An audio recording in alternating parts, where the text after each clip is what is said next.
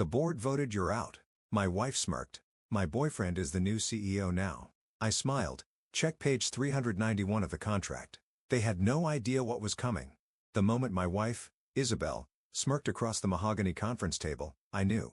I had been expecting it for weeks, maybe even months, ever since the whisper started. The stolen glances between board members, the sudden closed-door meetings that didn't concern me. My instincts had screamed at me to prepare for the inevitable, and yet watching it unfold, I still felt the gut punch of betrayal. The board voted, you're out. The words left her lips with the smoothness of someone delivering a well-rehearsed performance. She leaned back in her chair, her perfectly manicured fingers lacing together as if she had just won a chess match, and perhaps, in her mind, she had the once devoted wife, now the conqueror. Across the table, I saw Ryan, my former executive, sitting smugly at her side. His navy blue suit was crisp, his tie slightly loosened, just enough to make him appear at ease, yet in control. I had mentored that man, groomed him for leadership. I had shaken his hand on his first day, told him the company would reward hard work and loyalty, and here he was sitting in the seat that should have been mine. Correction. The seat they thought would be his. I'm sorry, Lucas, Isabel continued, though she didn't look sorry at all. This is business, not personal. Business. That was rich considering she had just declared that her boyfriend, the man she had secretly been seeing while still legally married to me, was now the CEO of the company I built from the ground up. I stayed seated. My posture relaxed despite the tension crackling through the room. I refused to give her the satisfaction of an outburst, the desperate pleading she was expecting. Instead, I let a faint smile play at my lips and flipped open the leather portfolio in front of me. Check page 391. I said smoothly, my voice calm, controlled. I heard the subtle shifting in their seats, the nervousness of the board members who had aligned with her. Isabel's smirk faltered slightly, but she recovered quickly, lifting her chin. What's on page 391? She demanded. I let the silence stretch, dragging the tension tighter, making them feel the weight of the mistake they had just made.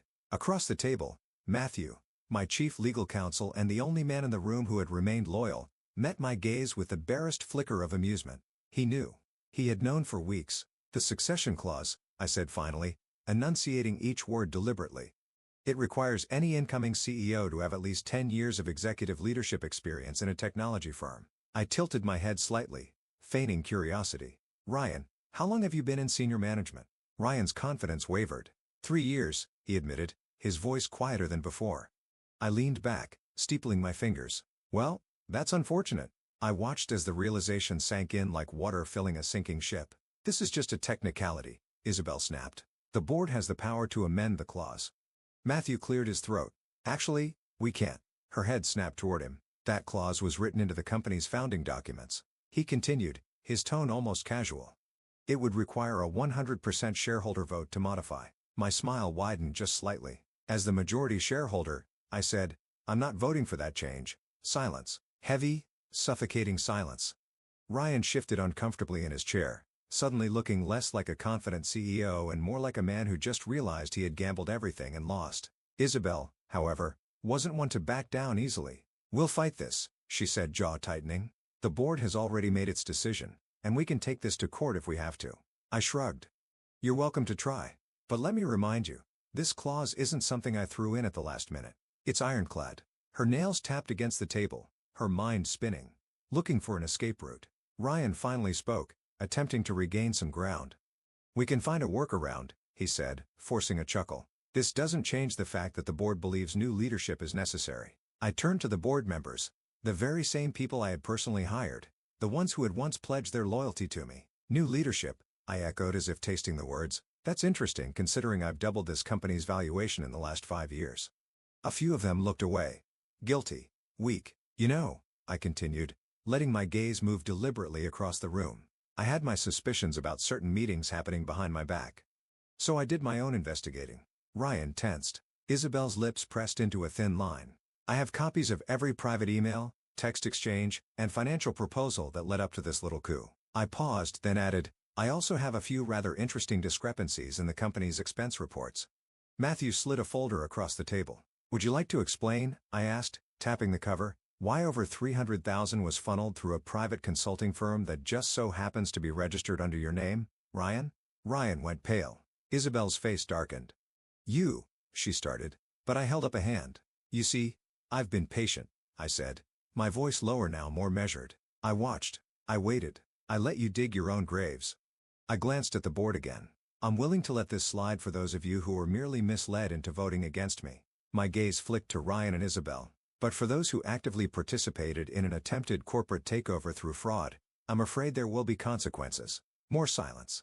Matthew leaned forward, his voice polite but firm. There's still time for those who wish to distance themselves from this unfortunate situation. 3 board members immediately pushed back their chairs. I resign, one of them muttered. So do I, another echoed. Isabel's face twisted in rage as she realized what was happening. Sit down, she hissed. You're all cowards. No, I interrupted, standing up slowly. They're just smart enough to know when they've lost. I adjusted my cufflinks and turned to my wife, soon-to-be ex-wife, if things went the way I intended. No, Isabel, I said quietly, savoring the moment. This isn't over.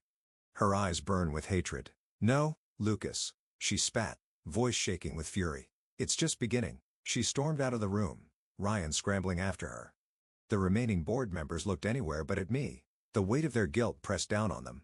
I let them stew in their discomfort before finally breaking the silence.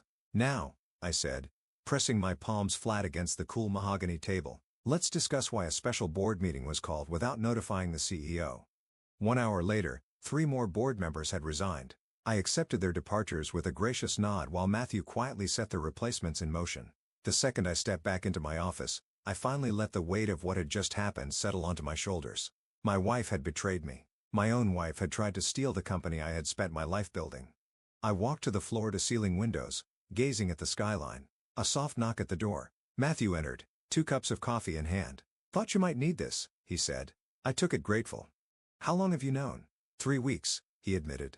Isabel asked me to review succession procedures. She didn't realize I helped write them. I nodded. Of course, she hadn't.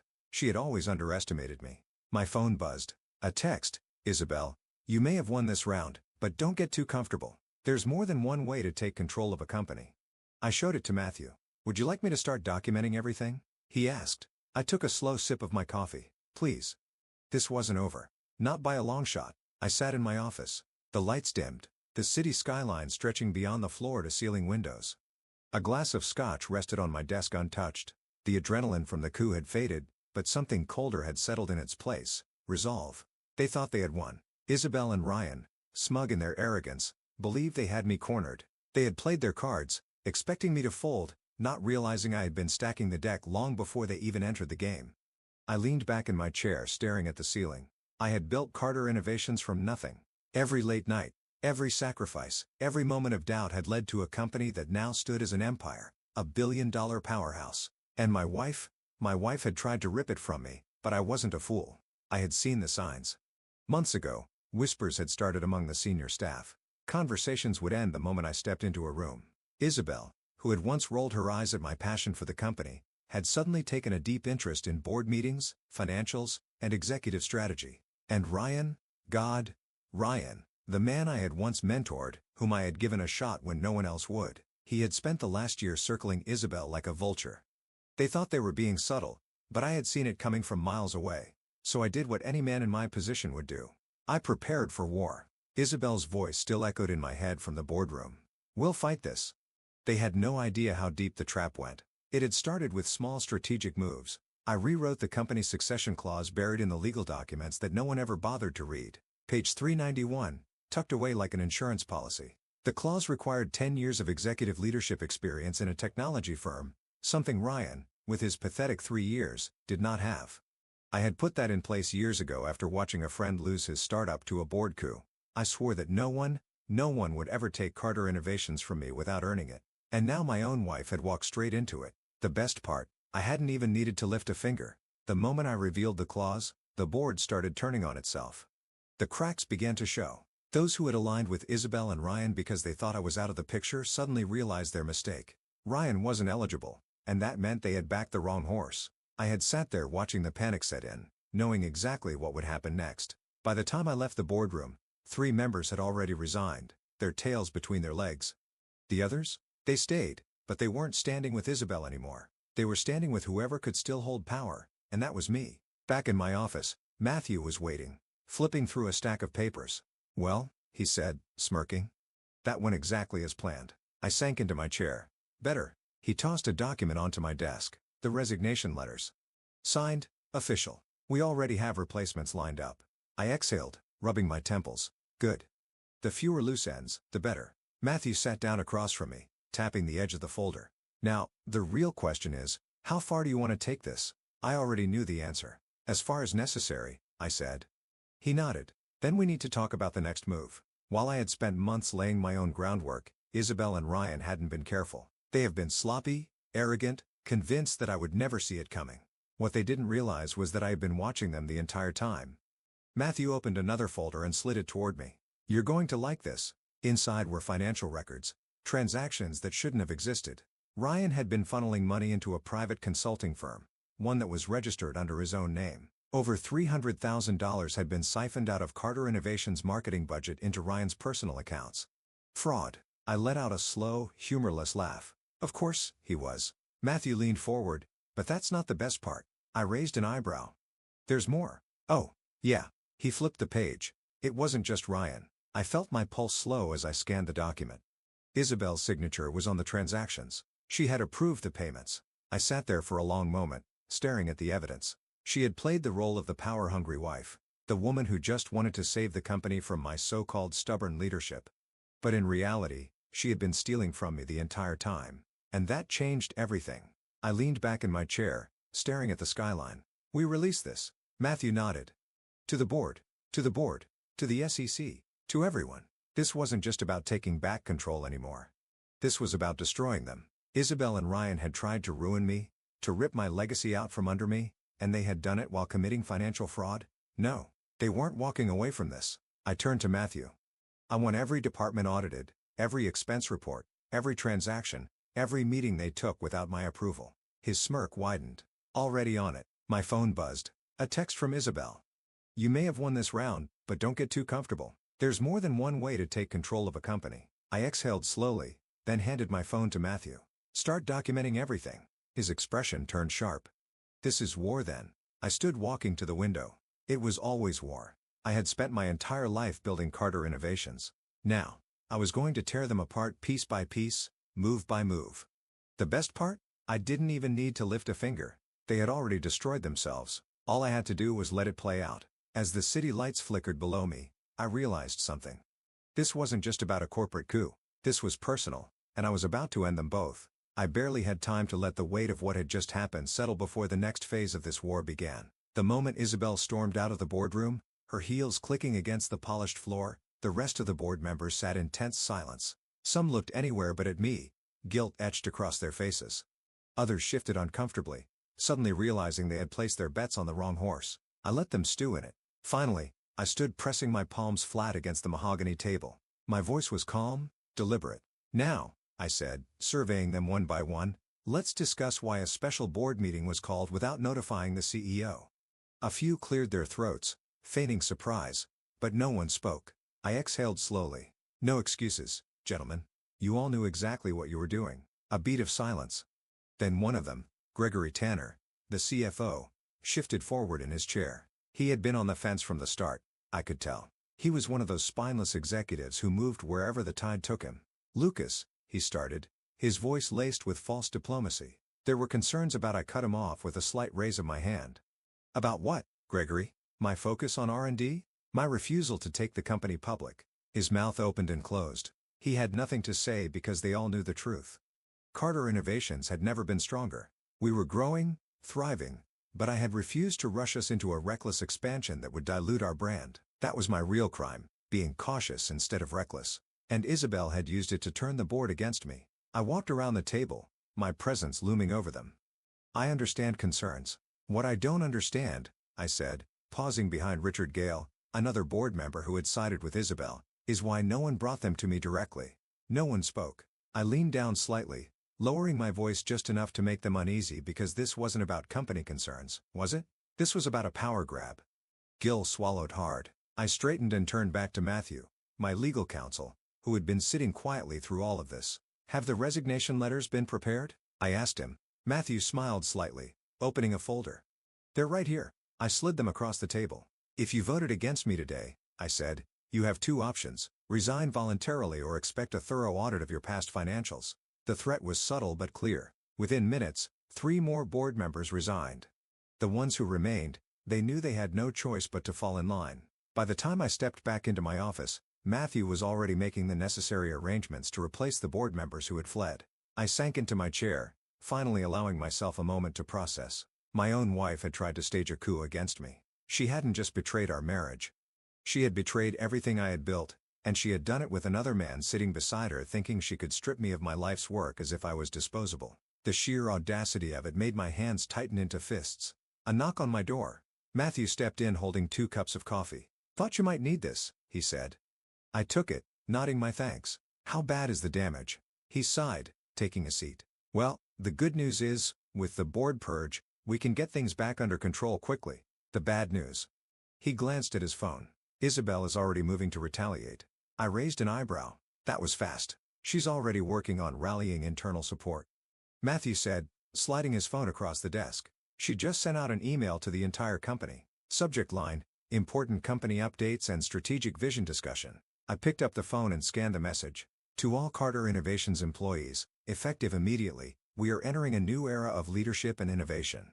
Transparency, progress, and bold decision-making will be at the forefront of our strategy. We will not be held back by outdated leadership models. An all-hands meeting will be held tomorrow to discuss the future direction of the company." It was perfectly worded to imply that I was the problem, that I was holding the company back, that she was the future. I smirked and handed the phone back. "Cancel the meeting." Matthew didn't even blink. "Already did." I nodded. "Also, revoke all her administrative access. I don't want her sending anything to the company without my approval." "Done." A beat of silence. Then Matthew asked, "Should we be worried?" I took a slow sip of my coffee, then exhaled. "Not for the company, but things are about to get messy." By the time I got home that night, my phone had already buzzed twice with new messages from Isabel. The first one was simple. "You're pathetic." The second, "If you think this is over, you're dead wrong." I ignored them both. Instead, I poured myself a drink, sat down on the couch, and let the tension in my muscles ease. But I knew better than to think it was over. Isabel wasn't just angry. She was humiliated. She had staked everything on taking me down, and instead, she had walked out of that boardroom powerless. She would never let that stand. I had barely finished my drink when my phone buzzed again. This time, it wasn't a text from Isabel. It was from my father. "Call me now." I let out a slow breath, already knowing what was coming. The family intervention. The second I stepped inside my parents' house later that night, I knew Isabel had gotten to them first. My mother was perched anxiously on the edge of the sofa. My father was pacing near the fireplace, his face unreadable. I barely had time to set my briefcase down before my mother stood, her voice tight. "Lucas," she began. "What is this about you blocking Isabel from advancing in the company?" I exhaled slowly, running a hand through my hair. That was an interesting way to describe what had happened. I turned to my father. "Let me guess. She told you I'm trying to stifle progress? That I'm afraid of change? She told us you blindsided her?" My father said, folding his arms, "that you manipulated the board to push her out." I let out a sharp, humorless laugh. "So she conveniently left out the part where she orchestrated a backroom deal to steal the company out from under me." My mother frowned. "Lucas, it's not that simple." I cut her off. "Actually, it is." I walked over to the fireplace, leaning against the mantel. "Isabel and her boyfriend, because let's not forget that detail, staged a coup. They manipulated board members into an illegal vote to force me out." My father's brow furrowed. "Illegal?" "Illegal," I confirmed. "Not only that, but Ryan isn't even qualified to be CEO. He doesn't meet the requirements." Silence. Then my mother whispered, "She just wants to help." I shook my head slowly. "No. She wants power."